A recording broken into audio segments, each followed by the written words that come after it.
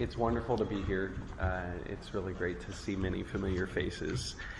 And as Beryl mentioned, I guess the reason that I'm here, in addition to seeing good friends, and I'm very grateful to the Board of Rabbis for this invitation and to Sinai for hosting tonight, is to talk about a book which I had the chance, I think, really to finish writing and to bring together while I was in Jerusalem at the Mandel Institute for a year.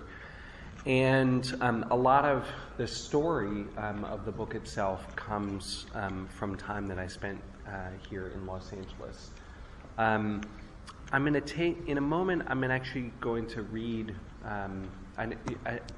it's interesting, I think when you come to book readings, oftentimes the authors don't read from the book, they just talk about the book. I'm actually going to read a little bit from the book because just to give you a sense of what it's about, and I think that's the best way to do it. But it's called Faith Unravels, A Rabbi Struggle with Grief and God. And what I'll tell you about it is that it is what I would describe as a rabbinic grief memoir.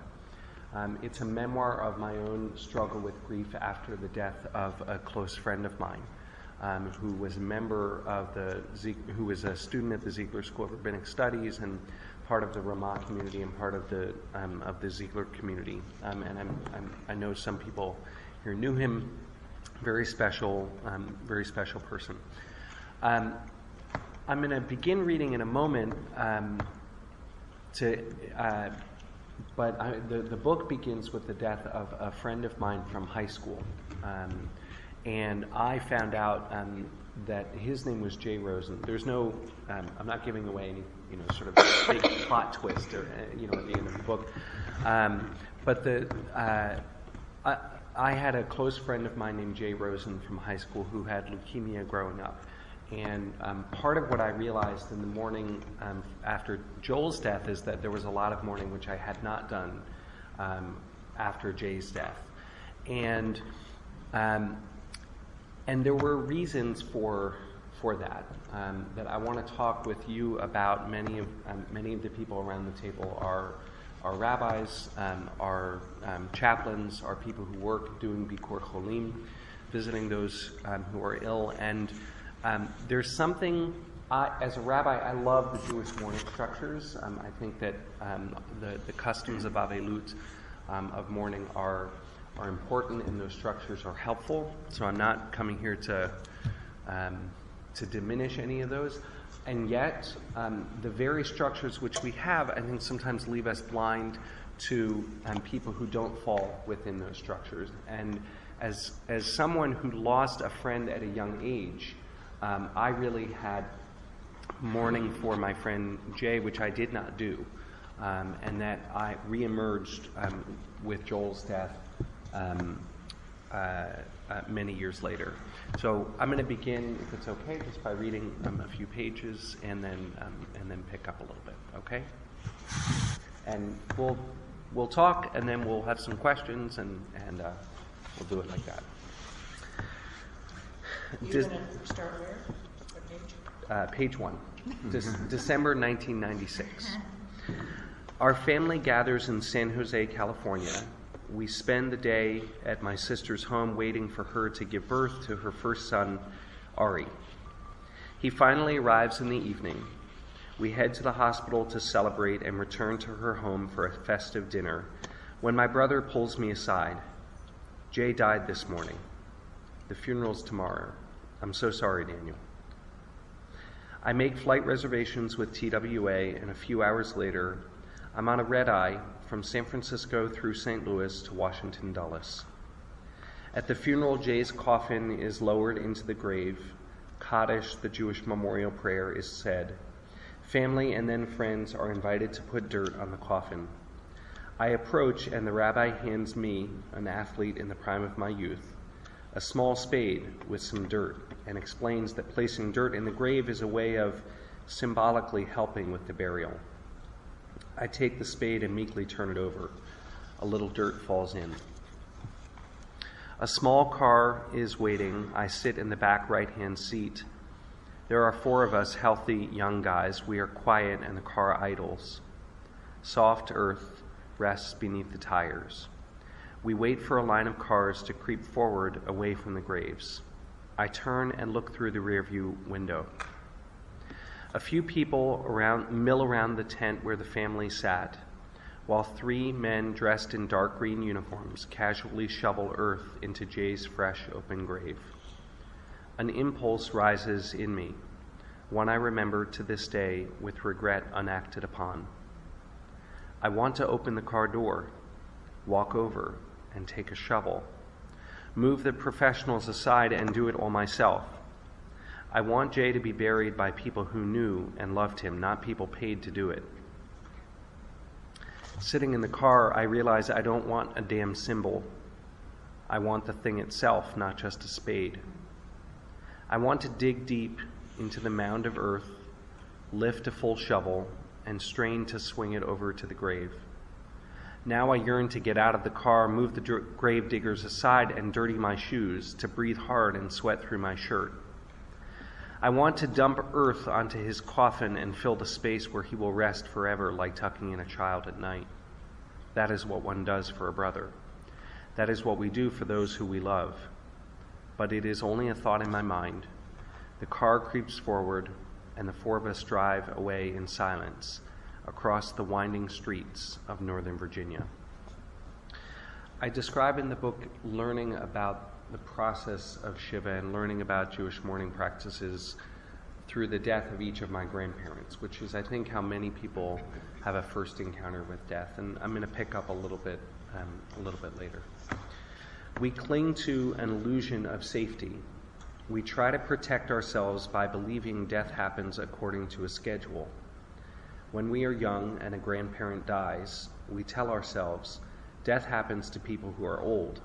I am young, so I'm okay. Jay's death took away from me the luxury of illusion. Death has its own schedule. I learned about Shiva from my grandparents' deaths. Shiva is a 7-day period of mourning, beginning after a funeral. Mourners aren't supposed to leave the house, bathe, shave, have sex, or drink alcoholic beverages. The community makes prayer services, brings meals, and visits the mourner's home. Too often people do not know what to do or say, so they avoid coming altogether, or they say things that are more hurtful than helpful. Jewish tradition teaches we should enter the home, sit quietly, and let the mourner begin the conversation. But many people are scared of silence, so they talk instead. I also learned that the only people who are required to sit Shiva are family. The Jewish legal tradition defines a mourner as one of 7 relatives: mother, father, sister, brother, son, daughter, or spouse. It is a bit strange, but being obligated to do something in Judaism matters more than doing it because you want to. So if you're not required to mourn by Jewish tradition, for example, a friend is not required to mourn, it's like your mourning matters less. A friend's job is to provide comfort, not receive it. So, sitting in Jay's living room, I feel it is my and my friend's responsibility to comfort Jay's younger brother, mom, and dad, his family. I feel this way not because of anything Jay's family said to me, but because it is what I've been told is Jewish tradition. I am sad and bewildered, but in light of that tradition, those feelings strike me as selfish. I don't sit and cry. I help with the food instead. I speak about Jay when other people share stories. Later that afternoon, the meal concludes, the service ends. I hug Jay's family and spend some time with my friends outside the house. As just a friend and not a family member, Jewish tradition seems not to allow for my sadness and grief. So I say goodbye, drive back to the airport, and try to move on. As I look out the airplane window on the flight across the country, I need someone who understands what it is to lose a friend at a young age. I need someone who can tell me I'm not alone. But I am. This is not the book I planned to write. It is the one I needed to write. It is for the 25-year-old me who drove away from Jay's grave, not knowing how to bury him, who helped Jay's family but did not know how to help myself, did not know that the Jewish tradition could in fact support me in my grief. It is for those who have made the journey to and back from the funeral of a friend, but struggled with the return to life.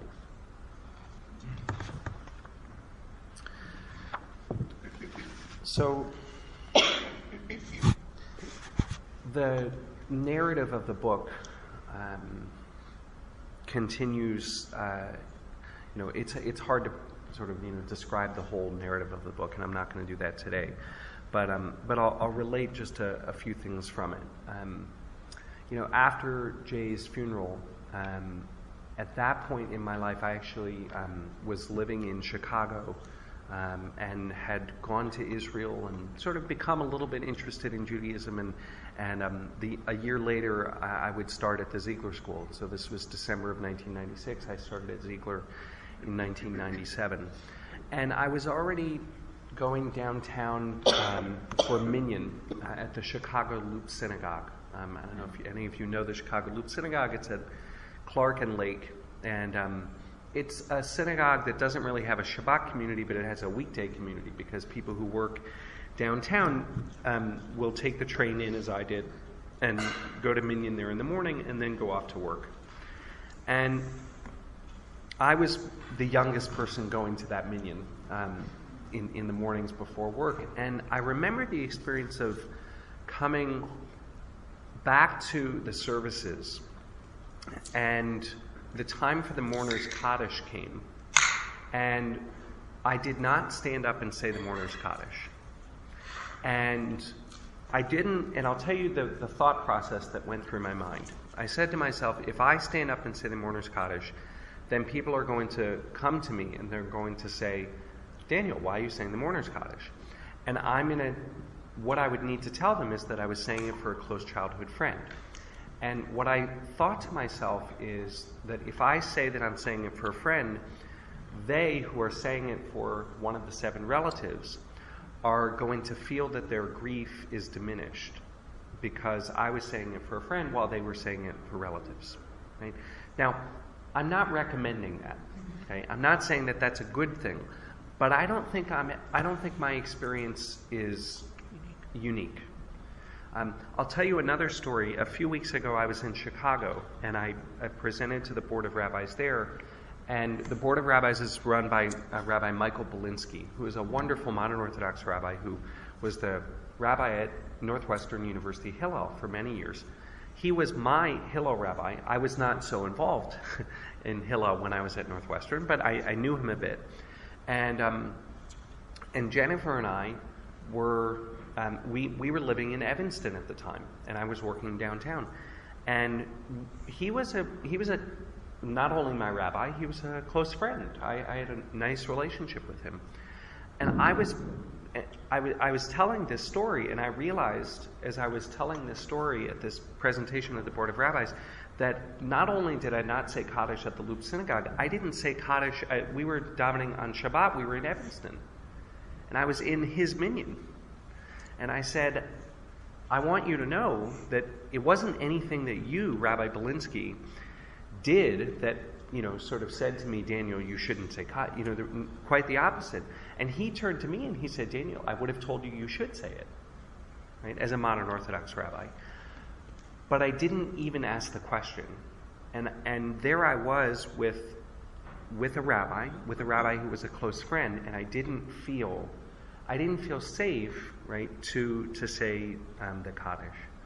I relate that just to say, that when Jay passed away, there was a whole set of mourning that happened, or that needed to happen, that didn't happen because there wasn't a framework in which to do that. And I would come to the Ziegler School. I would meet Beryl. I would, finish, be ordained in this very building, and start work at Camp Vermont in California, and meet Joel Schickman.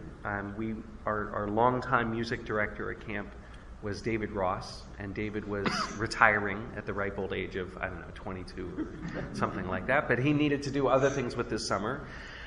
And I went over to the Ziegler office, and somehow I heard from Cheryl Peretz that there was this incoming rabbinical student who was a really good musician from Dallas. And I said, great, and so Joel came to camp. We recruited him to come to camp.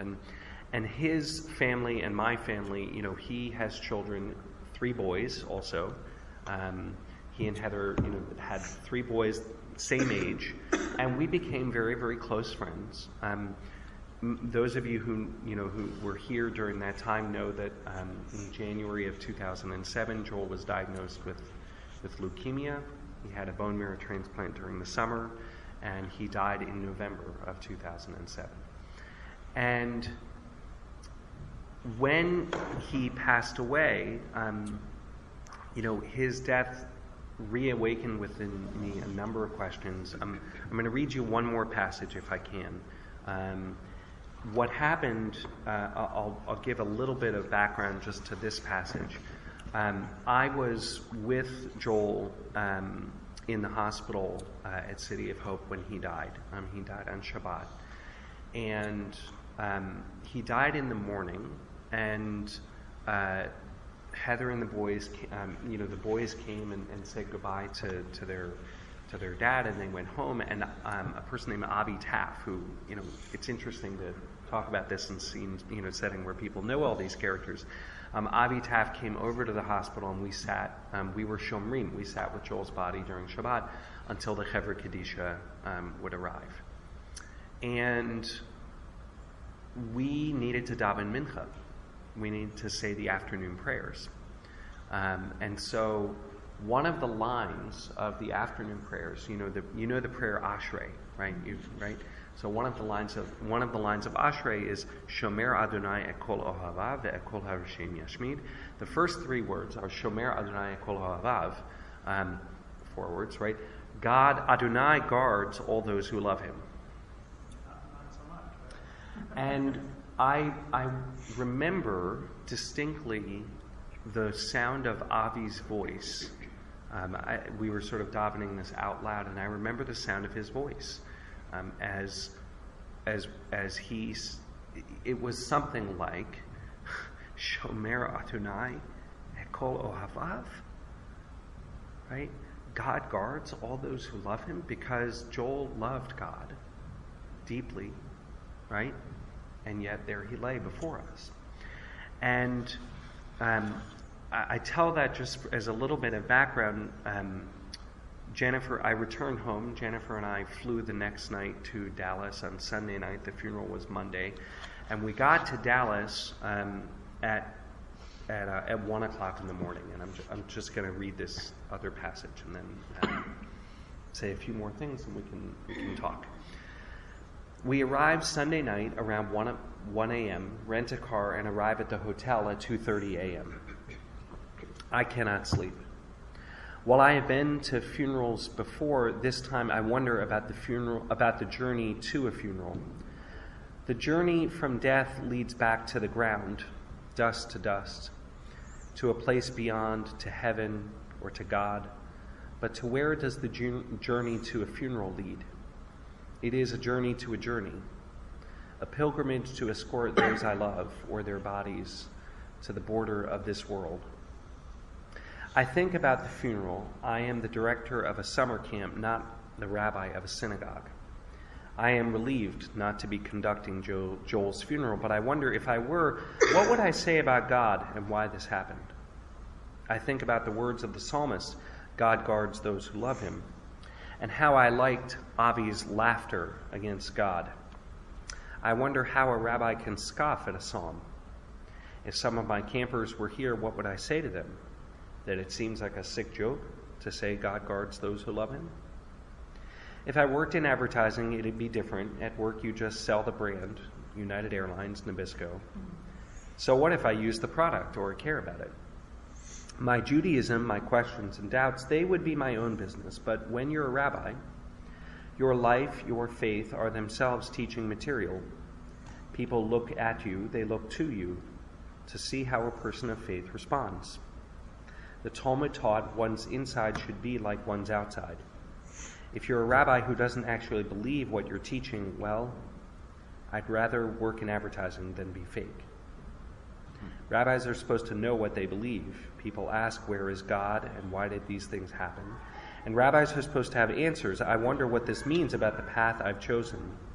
I wonder if I shouldn't just be a lawyer or go into business, or maybe I should become a swim coach and help people be healthy. That would be a fitting tribute to my dead friends. But how can I be a rabbi if I laugh angrily at God in a moment of crisis? How can I provide consolation when I myself need comfort? I think about Jay's funeral so many years ago and the rabbi who offered me a symbolic spade, and I wonder if I'd be able to do much better. Back then I didn't even know the questions to ask. Now I have many more, but no answers, at least not ones a rabbi should give. Is being a rabbi the right path for me after all? It is 4:30 in the morning when sleep finally takes me.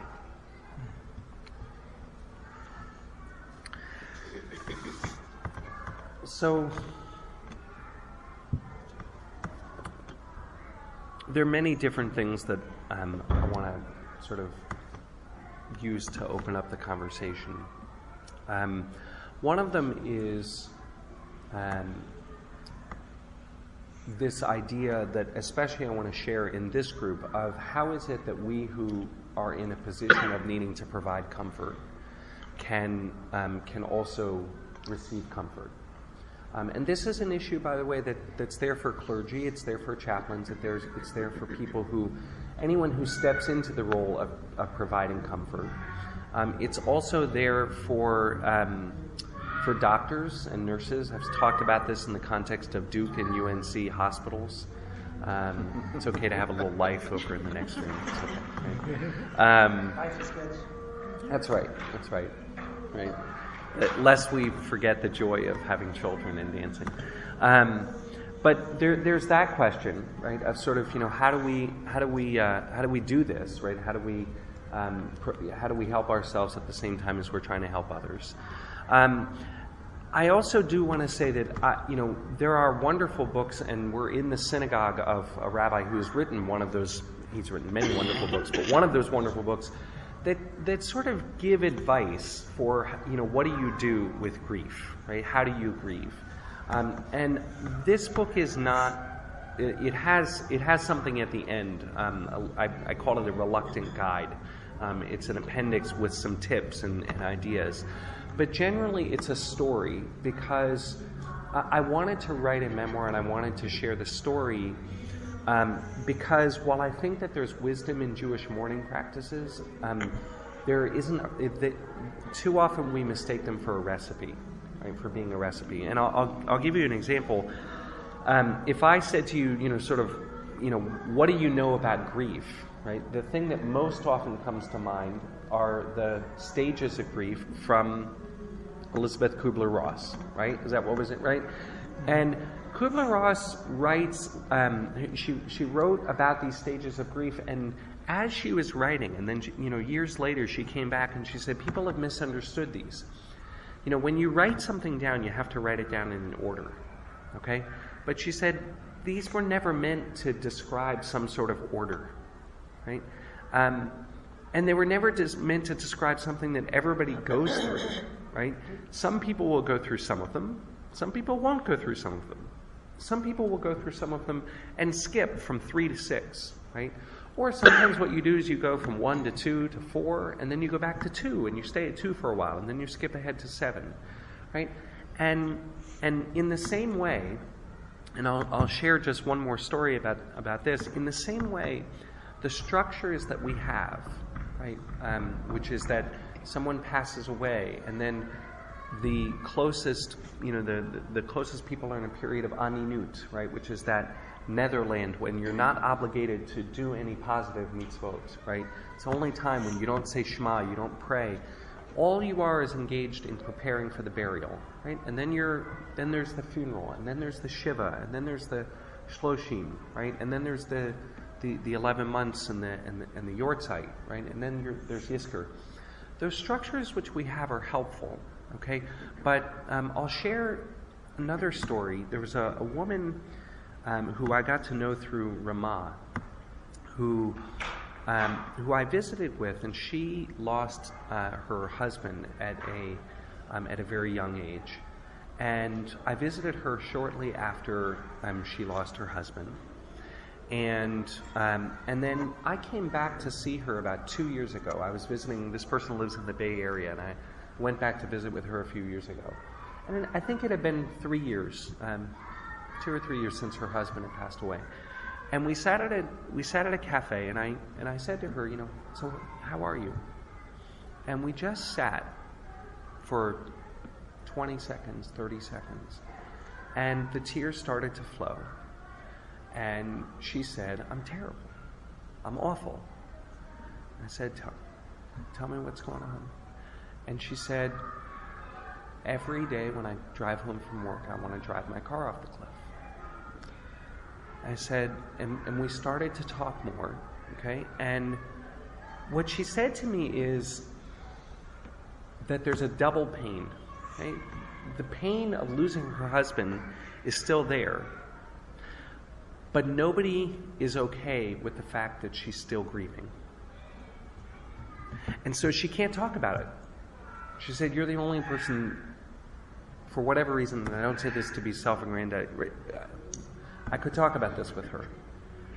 And so the schedule, right, which is, you know, well, we mourn we say Kaddish for 11 months, and then we have a Yortzeit, and then there are we view that as then you need to move on, and then you need to be done, right? And the truth is that the rituals map onto our emotions, but not perfectly. Right? The American Psychiatric Association actually describes grieving that can go on for 2 to 3 years, okay? Which is a longer time, right? And the rituals are not meant to be prescriptive. They're not meant to say that if you grieve any longer than that there's something wrong with you. And I'm not saying that there are rabbis out there, that there are people out there who are telling everybody that. But that is how it's perceived, right? And And if I did nothing more in the story, there are, for some people, things that are surprising that I say about God, questions that I ask, or things that I sort of, you know, work through. And if it offers nothing other than, you know, than a sense to people that when you are thinking these things and feeling these things, you're not crazy, right? A, you're not just basically not crazy. Number 2, you're not a bad Jew. Right? We are very blessed with a wonderful tradition of protest, a wonderful tradition of lamentation, of arguing with God, and I think, you know, one of the things I've done in various settings has been to say to people, you know, what are all the wrong things to say, right? And we can all compile a list, right? And it begins with the book of Job and Job's comforters, right? Because people get very nervous when we start to contemplate things about God. But I believe that God, and I'll just finish with this one thought. You know, the tradition says Chotamo shel HaKadosh Baruch Hu emet, right?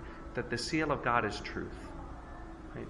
I don't think that there's anything true that we can feel or that we can ask in our grief that somehow is off limits of God. I think that and quite the opposite. I think that that what God needs from us is honesty and authenticity and truth, especially in our moments of grief. And as rabbis and as comforters, I think part of our role is to model that and to try to contain that for people very much. So let me stop there, and maybe we can turn this into a little bit more of, I don't know what the forum is. Absolutely. The forum is whatever you want it to be, and whatever the people around the table want it to be. Okay, so the pre-K, TK dance class is next door, so we're going to need to use our camp voices. Okay. Our outdoor voices. Yes, our outdoor voices, because they're definitely using them. Excellent. It's a good apology. Are there questions or thoughts or reactions? Yeah, Ross, go ahead. I'm always amazed at the lack of what I would consider mourning. And it bothers me. You go to Mount Sinai Memorial Park for a funeral. You're waiting for the funeral to start, and it's a big social thing. People are standing in the aisles talking to somebody, and this one's talking. They just saw each other yesterday, or they're going to see each other next week. And I mentioned this to Dan Merritt when he was head of the cemetery committee.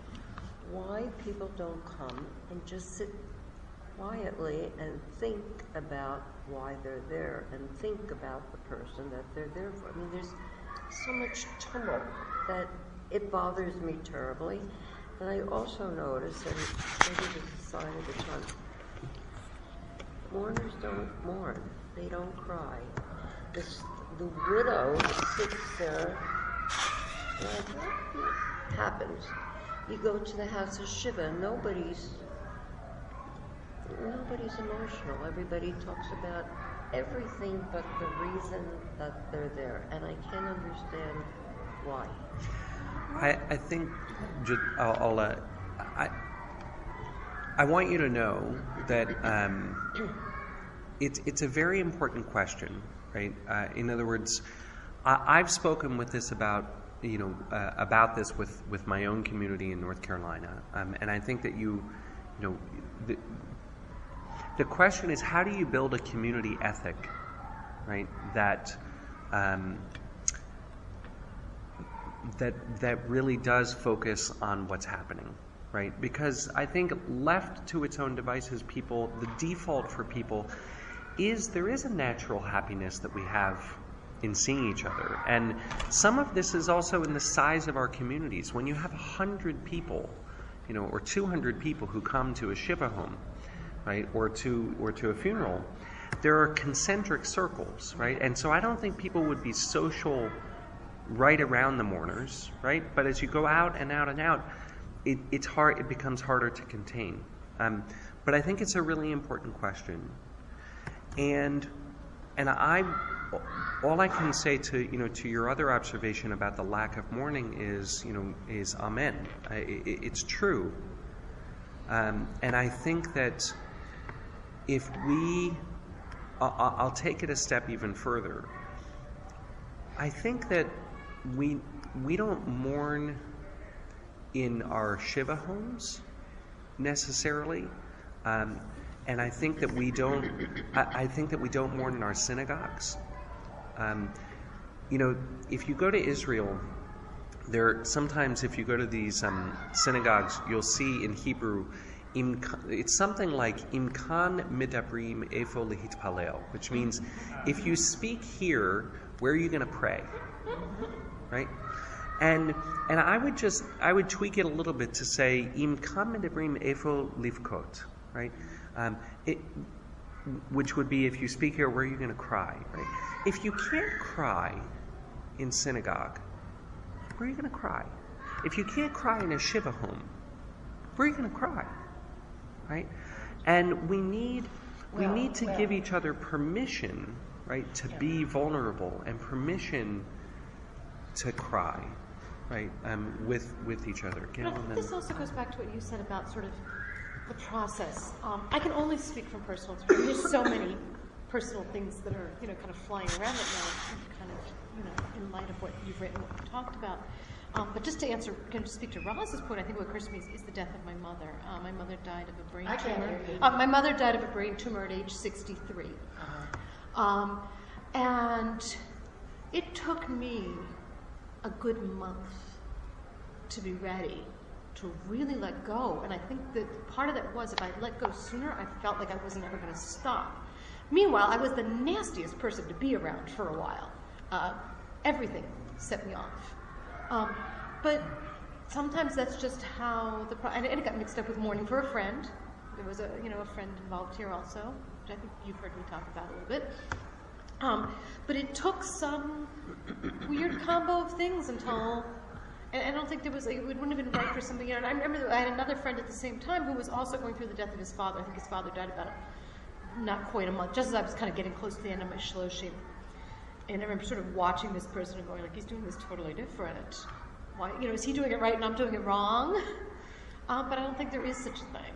I I think that's sort of precisely what you're talking about. We have to be very careful of presuming that there's one right way to experience this. In fact, I think one of the things that a lot of people who've been through this experience talk about is this feeling of sort of acting something out. Rabbi talks about this also. Some of you may know Rabbi who teaches at HAU. And I think that what we need to make sure of, and Roz, to come back to your point, I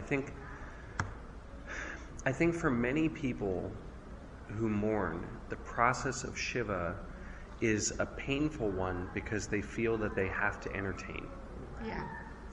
Okay? Absolutely. And we've taken something which is supposed to be where everybody brings food over precisely so that the mourner doesn't have to, and we've imposed a dinner party upon the people who are, in the context of a ritual that is supposed to be giving, we're making it, and even if you say, well, everybody brings food, right? The deeper issue isn't the food, although for Jews it's always, it's always top of mind. But the deeper issue is, what is the conversation that we're imposing upon people, right? And how do we create a community that is okay with just sitting with someone, right? And how do we encourage, I try to do this with my own congregants, and I don't necessarily succeed. I want to encourage people, just sit. Just sit. Right? You don't have to actually say anything. Right? I want to give you permission to do that. And I'll say this in front of a room full of people, right? I am hereby giving, but they don't grant rabbis powers the way that they used to. I don't know, you had your hand up before. I remember losing a friend when I was in my early 20s. She was 51 and she had died very suddenly, and I wanted to cry at her funeral. But I was told by this very much older lady who said, no, they are the mourners and you have to take care of the mourners. And you know what? I think that's appropriate. They are the ones who lost their mother, their wife, and so on. And it's up to us to be that safety around them, not to be the one who needs help in that moment. However, of course, you have to take care of your own emotions and so on. And what you said was very interesting. Just as Rabbi Greyber here said, when people see each other, they, oh, hey, you haven't seen me in 10 years or 5 minutes or whatever it is. And there is a natural joy, thank God. But also, I think it would be so cool, like if Rabbi Merritt had said, well, yes, I'm on this committee, I have power to do this. Let's put up a sign similar to that. He did. He did what he said. With all due respect to him, there is something in the mourner's book or somewhere. Oh, in the book. It should be right on the wall, just like that says, I don't know the wording, but please respect the mourners, or he did try. Yeah, but even to go a little further, knowing that people they don't even really know how to act, that's the truth.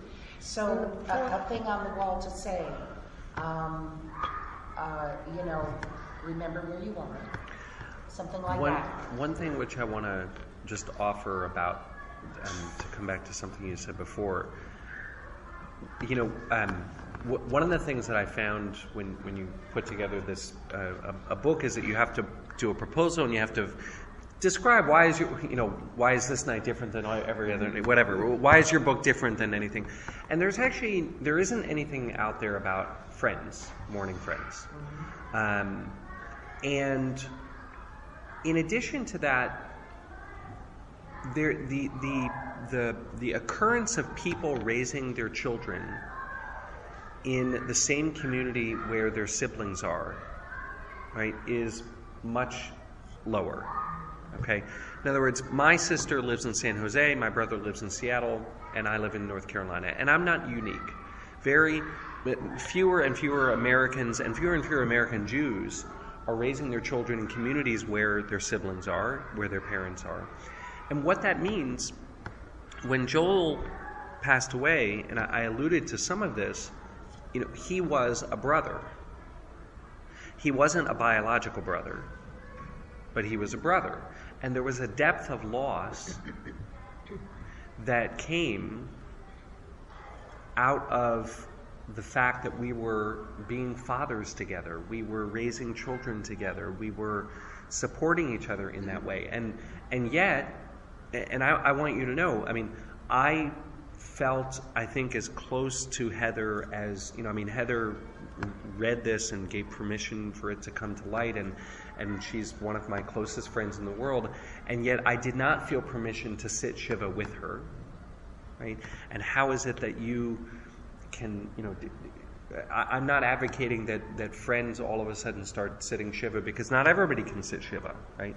And yet I also know that there's a need here.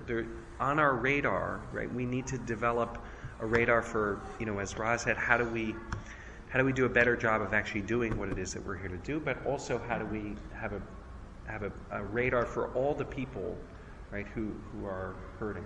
I just want to say that one of the things that happens, and Mike would explain Roz's perception of how people behave, is that we have overlapping expectations and social norms. And the social norm of seeing a lot of people in one place overrides, in many instances, you just the saw sensitivity those people of last week. You're going to see them next. For 10 minutes afterwards. Just sit quietly and think of the person who's in the coffin right in front of you, or think of what your relation. It's such a tumult. And synagogues are the last place in the world. I'm sorry more rabbis aren't here. Synagogues are the last place in the world to mourn. There's so much tumult going on in a synagogue. With the bar mitzvah, people are walking in them, people are walking out. You can't even sit quietly and think. So,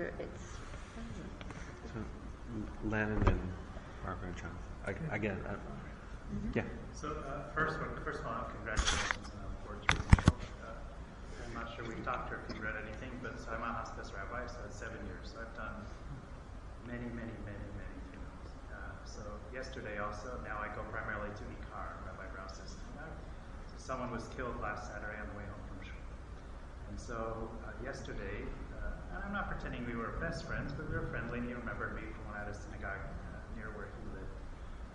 So it was interesting to watch, how everybody responded. So that's just something that's now percolating, and we're, all wondering what it's going to be like to be at synagogue on Saturday, because he had just been given an aliyah, and he's the guy always he did hand out the wine after service, so it's very close. But germane to what's been said, recently I've done several funerals. I think it was Tuesday and the week before at the other Sinai cemetery, and it's quiet there. See me? So I don't know if it's just because it looks like a synagogue as opposed to just walking into the chapel, in the Hollywood Hills. But then the larger, I think, more significant comment I have is that I don't know that enough people even sit Shiva, and that to me, I didn't want to interrupt, but to me that's the first thing. Maybe it's one night, and people ask me, how often should we? I said, well, us little Jews don't do it so long, but all the things we were all taught to say. But yet it's only a day, maybe twice. For the funeral I did Tuesday, I'm going to do the minyan tonight for them, and so that'll be 3 days, and they're going to see how they're doing. So I was thrilled. It's really wow, you might make it through the weekend. But I think in a way we need a course on how to mourn, because I don't necessarily want to blame the folks, because they may have just not known. And I think some of the Bikur polling committees we have, or helping someone on the journey of grieving,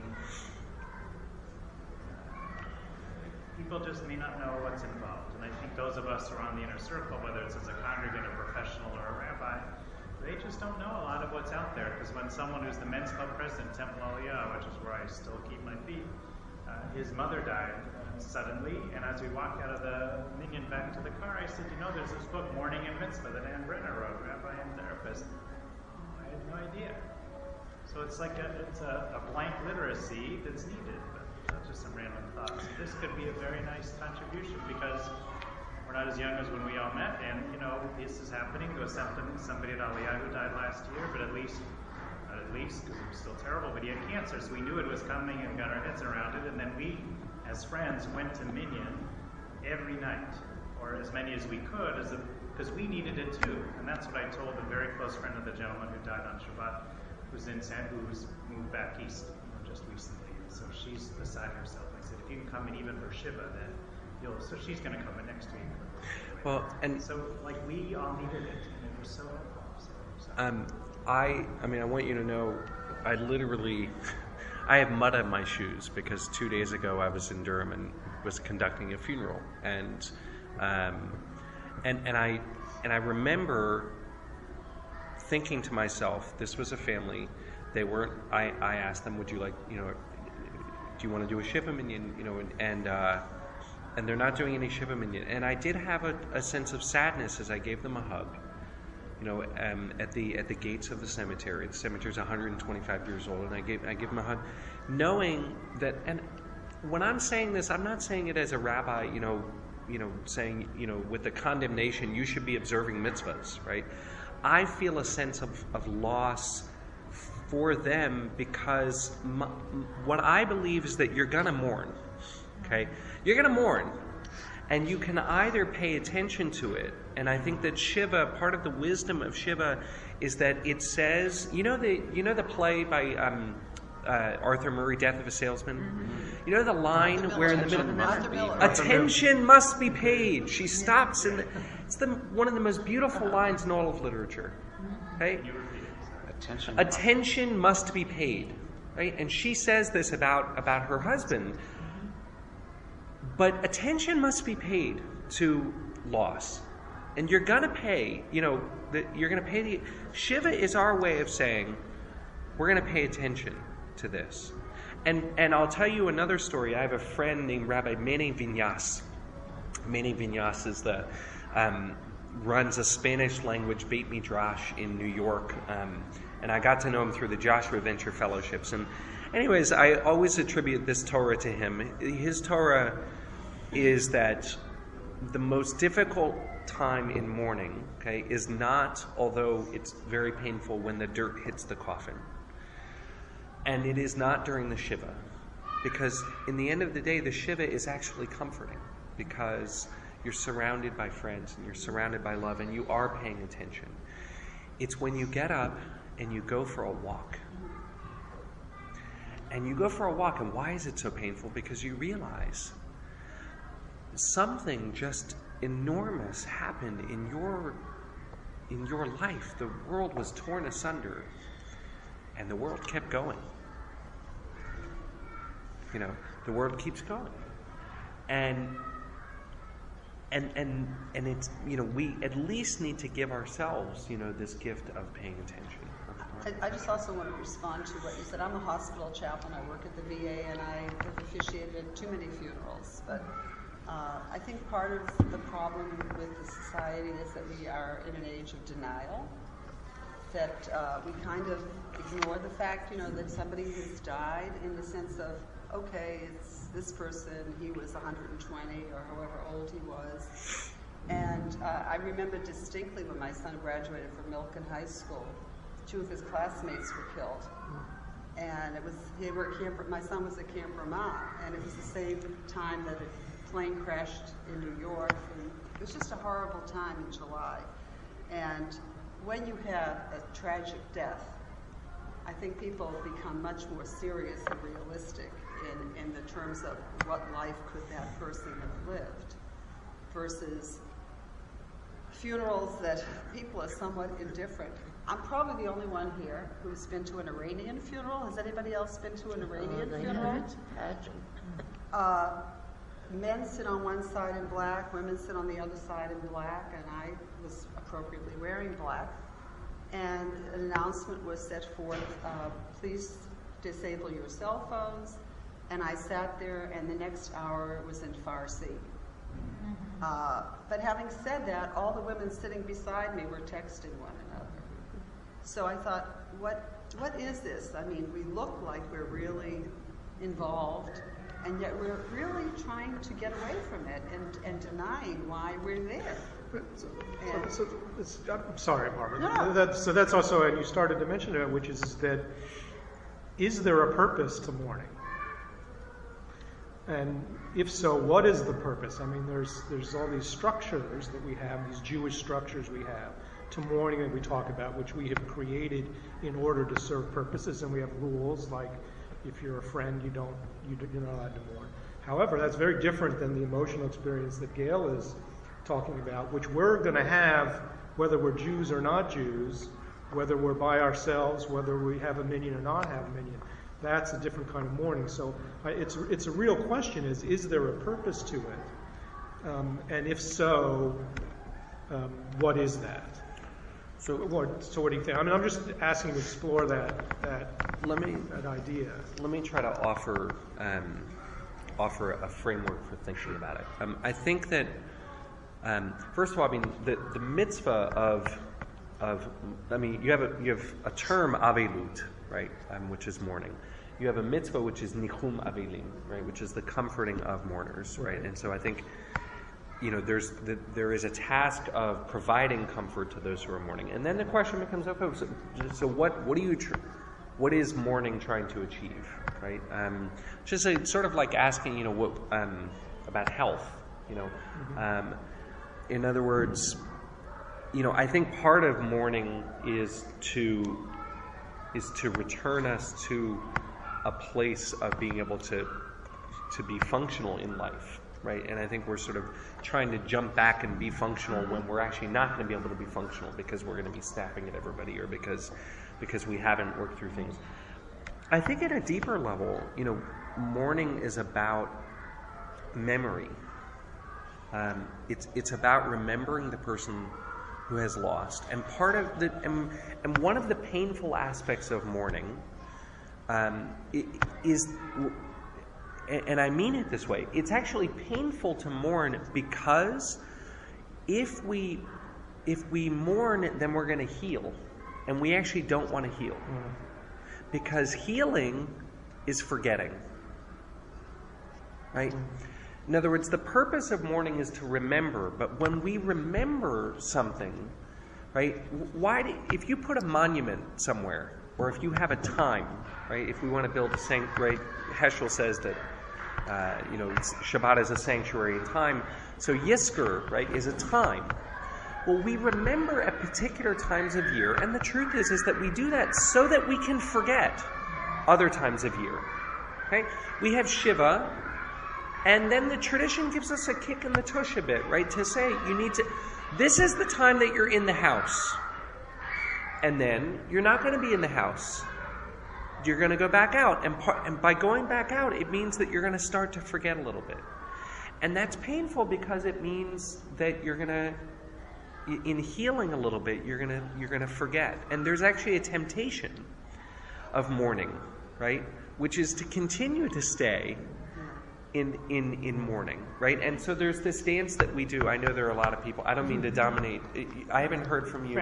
So Fran and then Gail, you've been waiting very patiently, and we'll just keep going around. No, I'm thinking the laws. I mean, I think they're quite beautiful. At least their intent, the way the laws were set up with Shiva and Shloshim, the 11 months, to give some continuity, support, or whatever for the mourners.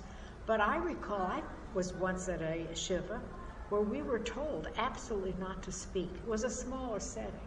I believe a lot of it is what the family is comfortable with, and the grieving process, I think, will differ with different people. I mean, they're not going to go home after they walk around the block and not grieve anymore. They're going to grieve. Like you alluded to that, I think. Right.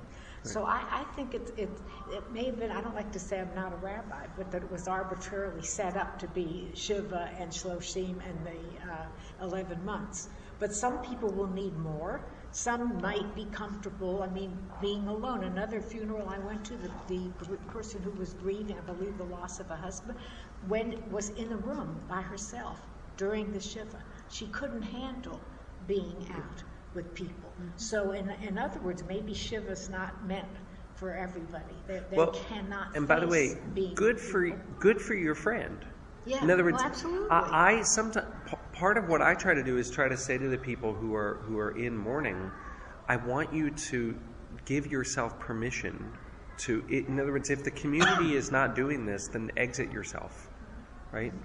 Take the time that you need, right, so that hopefully, right, they don't spend the entire Shiva by themselves. But I think. No, but you made the point aptly, saying that some don't want Shiva at all. But that doesn't mean they're not grieving. True, and I wouldn't say that somebody's not grieving, but what I would say, if it's okay, let me just interrupt the flow here for a second. I do think, I'll tell you a story about the end of the book. Mayim Bialik, who she won the People's Choice last night and everything. So I knew her from even before I was at Sinai or Beth Am. I was at UCLA Hillel, and she was a freshman at UCLA when I was interning, and we know each other. And I asked her if she would write a foreword for the book, and she did. But she said to me after reading a late draft of the book, you're my rabbi. I want your advice, right? I want your thoughts. And so I wrote this reluctant guide right at the end. And one of the things which I do, say in here is I talk about the importance of structure, right, and the importance of having a community. And I know that not everybody will choose to sit Shiva, but I think Jews, right, should sit Shiva, right. I'm not willing to let go of that because I think we also need to be willing to be coached, right? My framework is always going to be swimming, right? I mean, can't let go of that. So when the coach says to you go, you don't think you can go, but that's why the coach is there, right? Because the coach can see things for yourself that are beyond yourself, right? And I know that sometimes, I know it's not a vending machine. I know it doesn't work the same for everybody. But there's wisdom in these structures, right? And they're not, it's not do this and you'll feel better. And we make a mistake, rabbis I think are short-selling the tradition and short-selling themselves if we try to say, this is the balm, right, for feeling better. Just do this as if the prayers were some magic potion or something like that. That the saying Kaddish is magic and makes you feel better, right? It does sometimes. It doesn't other times. With all that said, we need to be willing to be coached, right? Even if it won't work for us, there's still wisdom in sitting the Shiva. There's still wisdom in saying Kaddish, right? Yeah, and I was just going to kind of add that I think that, again, there's a lot of room for different experience and different ways of understanding what that. Again, my own personal experience of sitting Shiva, I also went through that sense of kind of getting a bit stir crazy by the end and feeling like what Shiva did was tell me like, yeah, there is still, not only is there life out there, but you actually do want to go and rejoin it. You don't want to sit in the house for another day. You actually do want, and so it had that effect for me, even if there was other things still going on, other things I hadn't grappled with. The other piece I want to bring is to kind of go back to some of the conversation about sort of who the mourners are and what their circles are. So there was a piece that appeared sometime in the past year, and I think it was the LA Times, but it might have been the New York Times. And it was a wonderful editorial sort of talking about, it was talking about when you're dealing with someone who's ill, but I think it applies to mourning as well. And suggesting the metaphor kind of concentric circles. So at the center, you have the person who's actually ill, or the person who is the mourner. And then you have, right, maybe the closest family and the very closest friend and the caretakers, and then you have wider circles. And it said that you may be feeling some very strong feelings, but you need to know kind of where you are in the concentric circles. And the goal is not to repress your feelings, but dump out. Right? In other words, the way this works is that you don't dump in on the person who is actually the ill person, for example, and tell them how sad you are, that that they're going through this, and expect them to take care of you, right? But maybe you go home and you go to your spouse who's a little bit further out than you are, and you can and should, but always sort of try to locate where you are and try to move out rather than in in terms of, you know, or at least not too far in terms of seeking support. And that might be a model that helps us think about some of this, right? I'm the friend, right, you know, of the person who died. And right now there's a husband and there are children and there are parents who are, you know, and there's a sibling. And at this moment, my job may be to help make Shiva happen and to take care of my, you know, the man who signed my ketubah, right? Because his wife just died and his kids and her parents. And later I'll go home and my husband will, you know, support me, or, you know, our circle of friends will support each other. We shouldn't forget that we need to support each other, but it's not necessarily, right, you know, the inner circle's job to take care of me, rather vice versa. That's a nice metaphor. I have a question. When I was growing up, my mother taught us, my sister and me, not to say Kaddish if it was not a relative. And to this day, if we go to a Shiva house and everybody stands up to say Kaddish, I'll stand up, but I won't. I'll listen and think, but I will not actually say the words. Is it wrong to say Kaddish for someone who is not a relative? My other question is, you go to a house of Shiva now, half the time the mirrors are not covered, they're not wearing slippers, they're not sitting on, you know. Benches. Yeah. Is that a thing of the past? Okay, so I'll take the ABBA. I'll take the second question first. So, no, none of these things are things of the past, right? I mean, they are things of the past, but they all can happen. I think, you know, Len said before, there's a lot that, you know, there's a lot of entropy. You know, left to no education, we just know less and less, and part of the work is to do this sort of education because we don't have organic communities where these things are being done, you know, where people are learning by example. And so, you know, we need to shore that up, you know, a bit. The questions about Kaddish, you know, part of me wants to say that the official person you should ask that question of is Rabbi Wolpe. Having been his intern, and I think I know you pretty well, right? I'll say a couple of things. First of all, you know, my own one of my own rabbis, Rabbi Michael Belinsky, a modern Orthodox rabbi, you know, told me just a few weeks ago, there's no isur, there's no prohibition against saying Kaddish for someone, right? Whether the person is in the seven, you know, among the seven, or outside of the seven. There are superstitions, you know. There are superstitions, you know. People get up at Yizkor, and half the synagogue walks out at Yizkor because they don't want to jinx, you know, their parents. And those are powerful superstitions. And some rabbis, you know, yell at people to stay in Yizkor, and you know, I don't. But I think it's important to acknowledge the difference between superstition and Jewish law, right? And there's nothing in Jewish law that prohibits one from saying Kaddish for someone outside of the seven. With that said, okay, and this is where the other part, you know, I'm really of two minds with many of these things. I don't think that we should say Kaddish for everyone, right? In other words, I think that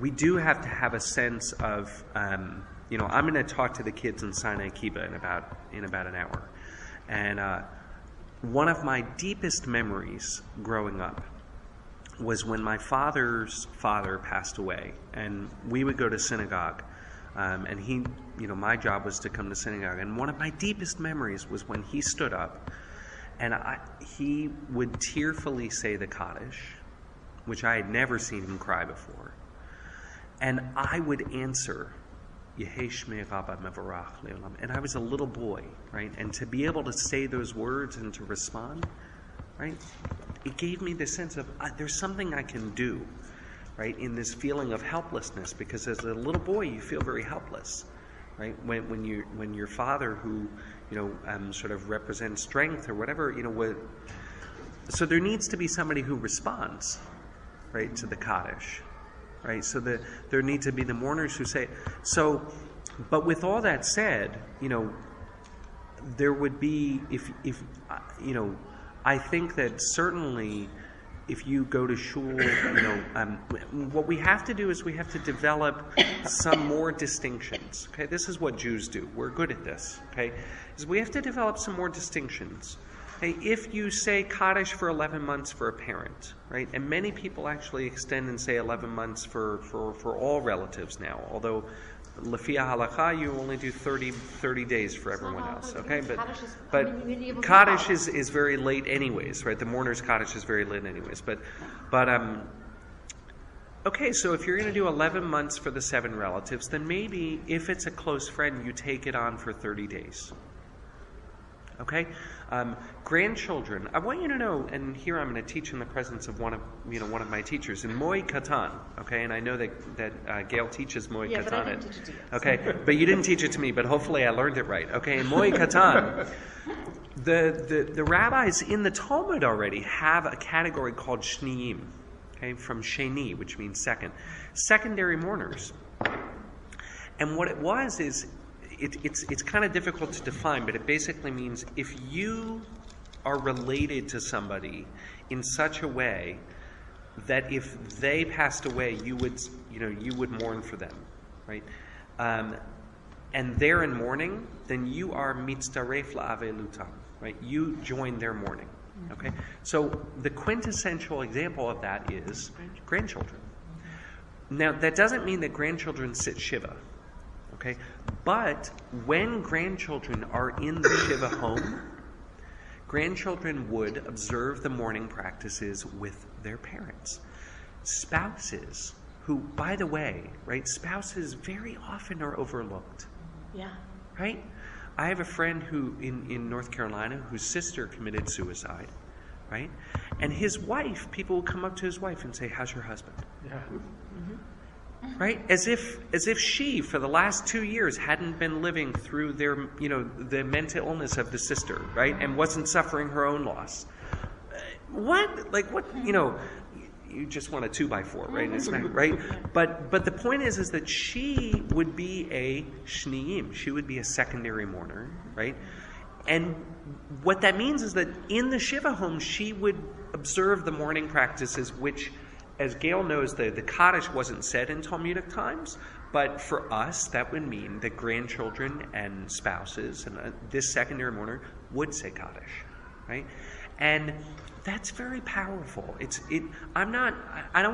Kaddish isn't the only way that we mourn, but to do these things that acknowledges a little better, right? I mean, I think so much of the Jewish tradition and so much of Judaism and religion and is this giving a sense of acknowledgement, right? You're also here, right? If we can do that a little bit better, Hareza Mishubach. She hasn't said anything at all. Oh, okay. Should we? No, we're fine. Okay. Olivia.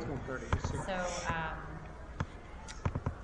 Rabbi Walensky is also my rabbi, and one powerful lesson that he gave me that I want to comment and then ask you a question was showing vulnerability as a clergy person, and the context is that he lost his wife. They had 2 daughters. Let me get this right. He has 3 daughters, and I came to Hillel. I think he had been widowed less than a year. Widowed by the time when I met him, and being 18, like totally oblivious to that, except he would talk about it openly and bring his children to Hillel, and thankfully met this wonderful woman who became his wife, and now they have another daughter together, but he was open about it, and I don't know if that's because he was a Hillel rabbi or because he'd already been in that community for a long, long time or what, but it made a huge impact, and a lot of the people that were there went on to become rabbis, or another one now is at the Jerusalem Post, Gil, and all trace it back to showing vulnerability or just even being open about it, as well as he also was he's very egalitarian, probably because he has 3 daughters, but very egalitarian, not only egalitarian, like pushing women, conservative, reform, and modern Orthodox young women to forge their own learning path. So he and I have stayed really close. Now I have 2 daughters, so I drag them back to visit him. And I'm wondering, just, you were talking about clergy who give comfort.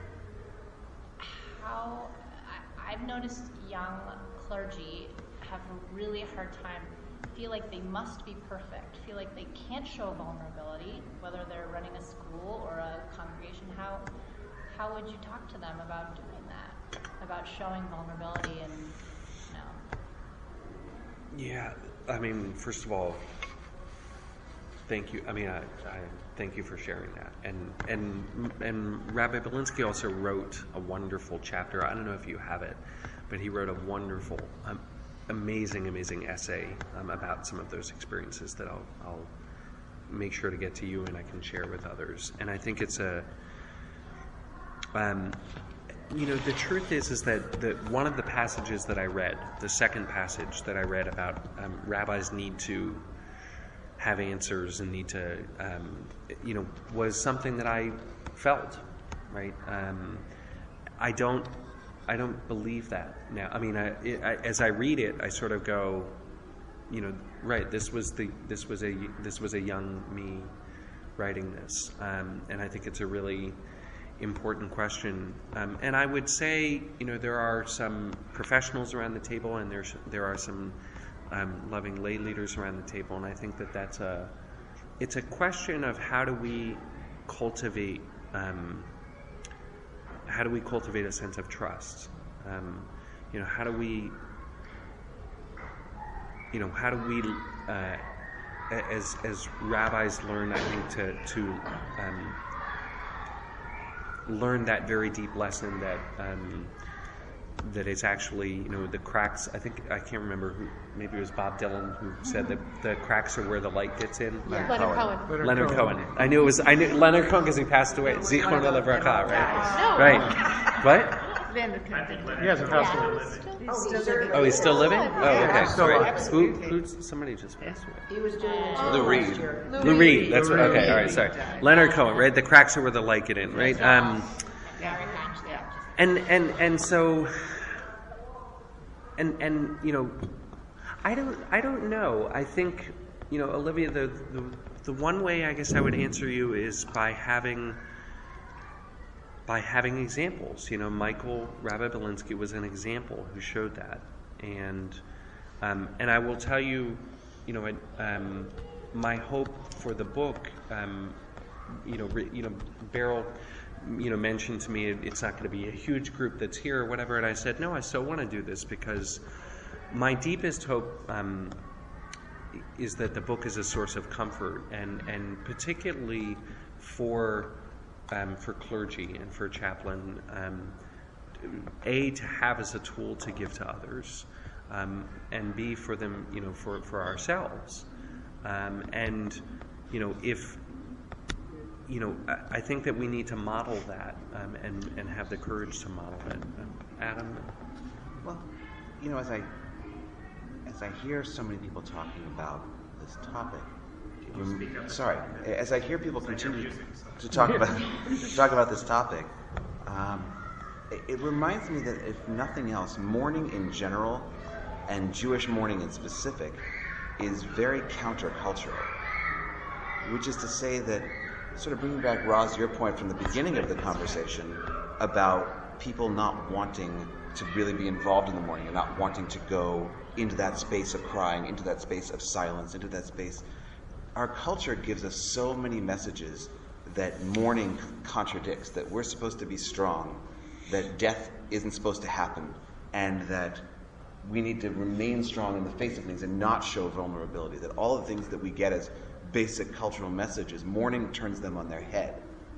And I think at some level that's part of what makes it so uncomfortable. Well, I'll share with you, I just got to share with you a quick thing.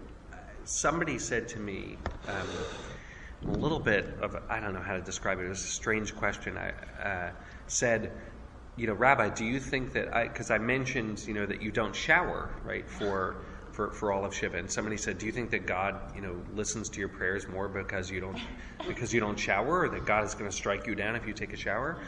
And very gently, I said, no. I mean, none of this is about lightning bolts, right? But I do think that there's wisdom in having a week where you're not focused on how you smell, where you're not focused on vanity, right? And that's very countercultural. But I think going back to the countercultural, when my husband died, we had a lot of mourners. You were there. And one of the people that I actually asked somebody to throw out of my house was somebody who came up to me and said, in this sort of denial, God never sends you anything you can't handle. Yeah. Oh my Lord. And I did It's one of the top of the list. Right? I did ask one of my grandchildren, one of my kids, to get him out of the house. Because people don't want to accept that horrible things happen, that death happens, that pain happens, and that the other thing people would say is, healing will take time, but you will heal. You don't. This isn't an illness. You don't get over it. You learn to live with it. So even the concept of healing, in many instances, is not an appropriate metaphor for learning to live with the pain that is there constantly. And I think this is one of the things that we try to avoid pain, we try to avoid discomfort, we try to avoid other people's sorrows, and so we build these structures and these things that we say, which we think are going to be comforting, and they really aren't. I mean, the nicest thing I think that is, because of where I come from, is that when people die, you say, I wish you long life. Because it gives you a formula to say, and it has some meaning. But and that specifically goes to the ultimate question to me. Not ultimate question. Sorry, the ultimate countercultural piece for it to me is that what mourning does that we don't want to do is it asks us to confront our own mortality. And that's the last place that any of us want to go. That we can go for as long as we want in our day-to-day lives thinking that we are... The mortality rate is hovering at just about 100%. I would just like to say that, there's a reason why our tradition doesn't address the secondary mourners so much and all. And the reason is because in the ancient times, there was just death all the time. And people didn't live to be very old. And if you were doing 11 months of mourning for every single thing, you'd be mourning all the time, all day, all night, and that's the end of it. That's why they don't have mourning for children less than 30 days old. That's right. Yeah, exactly right. It sounds cruel, but in an age where there was so much infant mortality. We have to remember how lucky we are today. When I speak to people who have suffered death, and I try to explain Jewish rules, and of course, if the funeral is the day before Rosh Hashanah, there's no Shiva. When you try to explain that to people, that you have to turn off and turn on your emotions. Although even in the Talmud, right? In the Talmud, there was no Shiva, but there were rituals that you read. If you poke at Moed Katan a little bit more, right? And I can give you the dapim. Read that they were mitkabel brachot. That they would go and receive people and things like that. So it wasn't. There were legal categories, but it was a lot fuzzier. I hear what you're saying, but I think it's important for us, especially as rabbis, I really to know. I'm sorry. Thanks. So, but what Beryl had to say about people coming up, goodness gracious, whenever you are at a place where people are in mourning, you don't try to solve the problem. You don't do anything. You just be there for the person. That's all. That's what Ross is trying to say. Yes. And the point is that people don't know how to be there. So that's my I have a comment and question. Rabbi Aronson, Oliver Shalom, I don't know how many of you knew him. I knew him. When he was 90, somebody came up to him and wished him he should live as a Hindertonsvanzig, and he said, "Who are you to put a limit on my life?" I mean, he was wonderful. But my question is, so here we are with these really meaningful feelings. how do you get this? If we're representative, I'm sure, of lots and lots and lots of people in our congregations, how do you get a conversation like this going? I remember once when I was in charge of a sisterhood program, I suggested that we take a tour to Mount Sinai Memorial Park. They have some wonderful artifacts. I mean, wonderful things. The women didn't want to go. They were like, not to give us kind of horror, and they didn't go.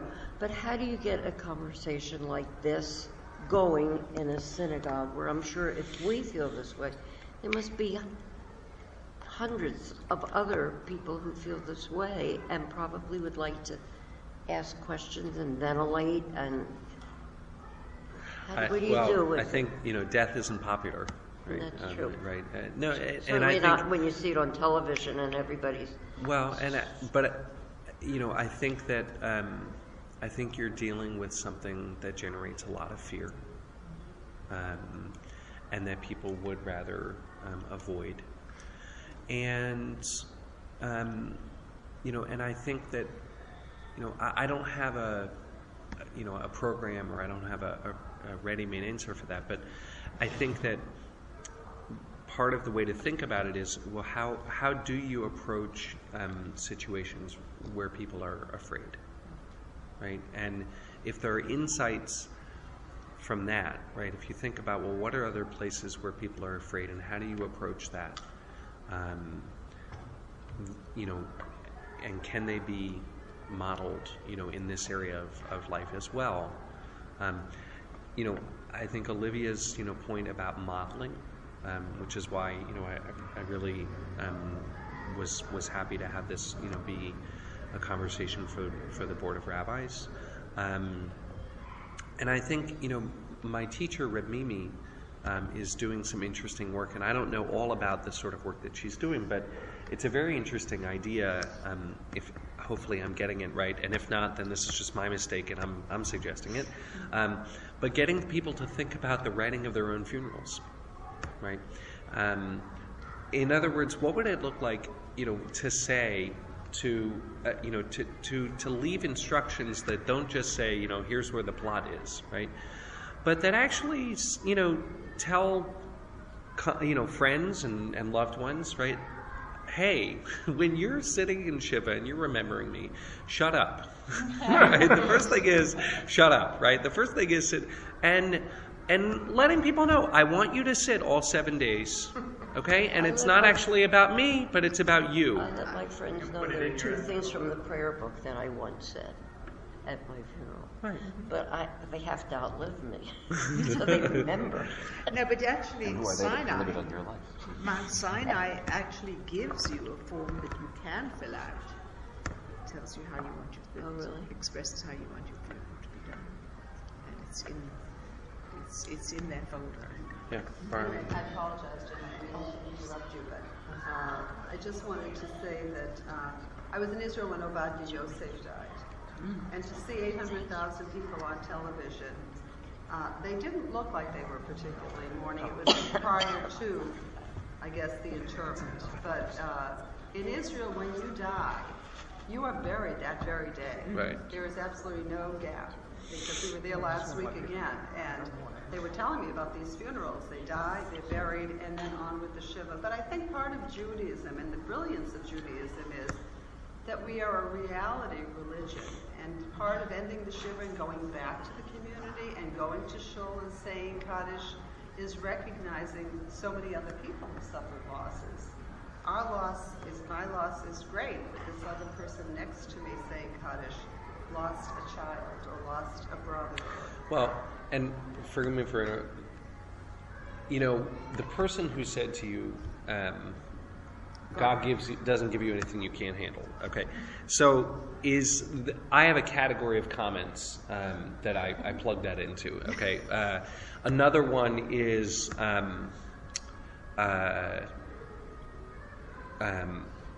I know exactly how you feel. Oh, right. no. I know exactly how you feel. He's lived a long Now, life. right.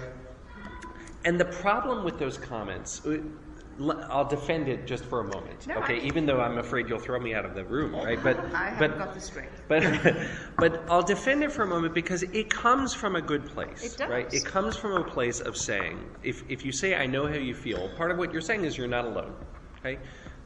Other people have been through this, and your grief and knowing that you're not alone should be of comfort. God doesn't give you anything you can't handle is to say, it's almost a blessing to say, may God give you the strength to get through this, right? Even though you don't feel like you want to, right? Or like you're going to be able to. But the other side of the coin is that it denies the uniqueness of your grief, right? And it doesn't acknowledge that, you know what, right now, I didn't ask for that. Another great one is, he's in a better place, right? I'm sorry, is there something the matter with me, right? Is there something, am I so terrible, right? And That's a very common Christian thing to say. Yes, and So I was think, the God doesn't because he was. and I think just having a sense of, and maybe we should. Well, Len, do you want to? I don't want to leave I'll you. give you the last word. So Okay. One quick comment, well, 2 mini comments, and then just a question we could talk about afterwards. So when this fellow died, then I stopped shaving until yesterday after the funeral because I wanted to avail myself of some mourning custom because I knew I was going to hear you. And I said, okay, so what can I take? Because I deal with death all the time, but I deal mostly with strangers come on hospice, and even if I get to know them, it's not the same as a friend. But then I shaved when I came home from the funeral because, such as it is, because it's not my loss, but I still needed something. Second, I think the point of mourning is to make the pain that will always be there easier to live with. So I don't, because you had something about, not to be contrarian, but that we're afraid of forgetting, but I think Beryl kind of answered it, saying we never forget. But I think that, so I don't know how that's sounding, but the other thing for me is that, when you spoke about that line in Ashrei, so what did you do with it? Because to me that's the problem. Since I was a child when Rabbi Kushner's book came out 30 years ago, that's been part of my life's work, is to help people to have a new definition of God, and Rabbi Artsen's dealing with this and that, because that's what, but I did learn when my grandfather was dying. And I was a young man taking class with Rabbi David Ellenson at HUC, because then UJ had run out of classes because it wasn't Ziegler yet. So I came back and I said, my family didn't appreciate Rabbi Ellenson, or we called him David probably, that at the bedside when they said, it's now in God's hands as to when Zeta's going to die. And I said, no, not really, and I like doing bedside theology with Rabbi Ellenson. I said, no, it's not the time. But yet the question needs to be asked so that either you're not angry, whatever, all that. But that just is a memory connecting to what you had said, quite poignantly, about your feeling of God. So now isn't the time because everyone has one foot out the door. But to me, that's like something that will help me with my work at some point. So let me commend to you a couple of things. Thank you for the questions. I think that I think that with regards to memory and forgetting, I think that there are times that we remember, and that whether we want to say it's forgetting but just not during mourning. There are other grief memoirs, okay, and those, all of us, I think, have been through grief in different ways. I don't know how else to describe it. There's a different way of walking through the world when you're in mourning, okay, and when you're not in mourning, you're not in mourning anymore. It's not that you just don't walk through the world in the same way. And I think part of the wisdom of Yisker, right, is that it gives you this time in this place in this community to do that work again, and then you're not going to do that work, right? Whereas it's almost for 11 months or for however long it lasts, you're almost doing that work all the time, which is what I try to describe in here. And I'm not the only one. There's a wonderful book, The Year of Magical Thinking, that Joan Gideon wrote. It's an extraordinary book. It's a grief memoir. C.S. Lewis wrote a book. If you haven't read this, so who's the writer? Joan Didion. Joan Didion. It's probably the most important. So C.S. Lewis wrote a book called A Grief Observed. Okay, it's an extraordinary a religious grief memoir from a Christian perspective. Anyways, I mean, that's what I mean by by memory and forgetting. The question about God, I'll tell you very briefly, and then I'll commend to you a resource, or I'll commend to you the resource first. I just finished on the plane. Harold Kushner has another book out. He was asked by Next Book, this series, Next Book series. He was asked to write a book on the Book of Job. Okay, and this one is called When Bad Things Happen to a Good Person. Okay, but it's not. I for a while didn't pick it off the shelf because I thought it was When Bad Things Happen to Good People, and I said I've already read that. No, it's a new book, and he revisits the whole topic, and he really goes into depth on the Book of Job. I really commend it to you. And the last 20 pages, he walks through about 9 or 10 different philosophers' answers to the question of theodicy. Okay, it's really remarkable. He comes down in the end, his answer is Luriana, Kabbalah, and Tzimtzum. Okay, part of what he says is that he really believes. He actually says, I don't think that God is not powerful anymore. In other words, in the first book, he sort of said God, isn't in the cancer, and he says, I'm not going to go as far as to say God, is not omnipotent, but I really believe that God's self-limited. God limited God's self. Even back then, that's having clarified because he was not to be heretical. Now he's clarifying it even more. But it's a very, very good book, and more thought needs to be given to it. What do? I find myself having on the spot, but no. That's a big question. Yeah, as I was reading Rabbi Kushner, I think I found myself, lahavdil, but I found myself sharing much of the same approach. There's a chapter here at the end where part of what I say is, look, what theodicy does, right, is it talks about God. And in talking about God, part of what you're doing is you're dissecting, right? And in order to dissect something, you have to kill it. Okay? That's what analysis does. You'll forgive the scholar in the room, right? But doing scholarship about a subject kills it. Okay? Because you have to have an objective basis to it. And what I said is, look, I can't do this scholarship I can't do this analysis of God anymore because it's killing my relationship with God. Right? And so I need to know God, but not know God in the Western objective philosophical way. I need to know God in the biblical way. And if you know the Bible, you know that in the Bible, to know God is to know someone is to be intimate with them. And so I need to know God. I need to be in relationship with God. But you then also said, but yet we should feel free to scream at God. Yes, So I don't. And in other words, go together. I'm not afraid of screaming at God. I'm afraid that we don't scream at God. I'm afraid that we analyze God to death. Mm-hmm. It's a much more healthy thing, right? And by the way, this is good relationship advice, right? Mm-hmm. It's when you're not talking that the problems, come up, right? And so and part of what I tried to do in the writing of the memoir, right, is to trace. I tried to stick with it, right? If I'm modeling something, Olivia, to come back to this, if you're modeling something, it is to, there's a scene in there about our Purim party, right? That Gail, we have a famous Purim party, right? And that Purim was hell, right? And I gave this toast where it was, in the middle of all this, ruckus, whatever. I was thinking about my dead friend, right? Was this but the UJ years or Northwestern? This was the UJ years. This was after Joel's death. But the fact that I was observing Purim gave me the structure within which to yell at God or to scream or to be in relationship.